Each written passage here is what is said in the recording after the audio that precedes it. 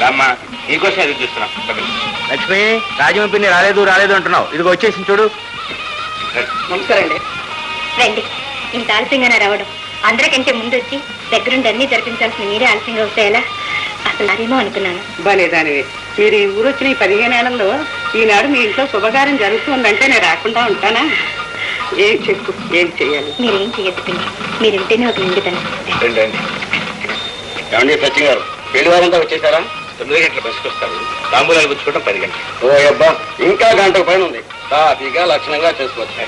చూడండి, నాకు కొంచెం పని ఉంది, ఇంట్లో అలా వెళ్ళొస్తాను. చూడండి, మళ్ళీ హడావిళ్ళు మర్చిపోయారు, తప్పకుండా ఉండాలి మీరు. ఆ మాట కూడా మీరు నాకు చెప్పాలా? వెంటనే వచ్చేస్తాగా.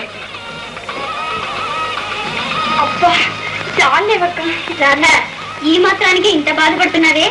రేపు మీ ఆయన శోభనపు గదిలో జడగొట్టుకు లాక్కుంటే అప్పుడు కూడా అబ్బా అంటావా? తీయగా ఉంటుంది లేదే. చాలే ఊరుకోండి, మరి సిగ్గు లేకుండా తయారవుతున్నారు మీరు. ఊళ్ళో ఉన్న సిగ్గంత నీదేగా, ఇంకా మాకెక్కడ దిగేసేవి సిగ్గు. ఏమండి, 9 అన్నారు, 9:30 అయింది, పిల్లవారు ఇంకా రాలేదేమిటి? ఈ రోజుల్లో బస్సులు కూడా టైంకి ఎక్కడ వస్తాయి? ఎక్కడో ఆలస్యం ఉంటుంది. సరే, నువ్వు వెళ్ళి పనులు చూడు, వెళ్ళి.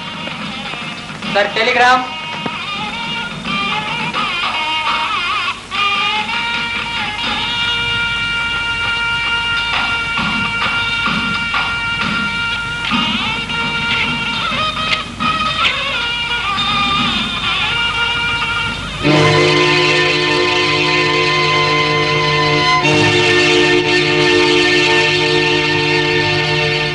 ఎక్కడికి రా హడావుడిగా పెడుతున్నావు?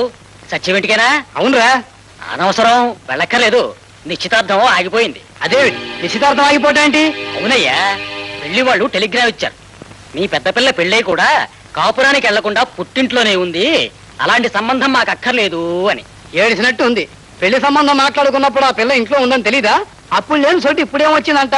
అంతా ఏర్పాటు జరిగిన తర్వాత ఈ పెళ్లి సంబంధం అక్కర్లేదని టెలిగ్రామ్ ఇస్తారా? ఏం పెద్ద మనుషులు అయ్యేవాళ్ళు. చిచి.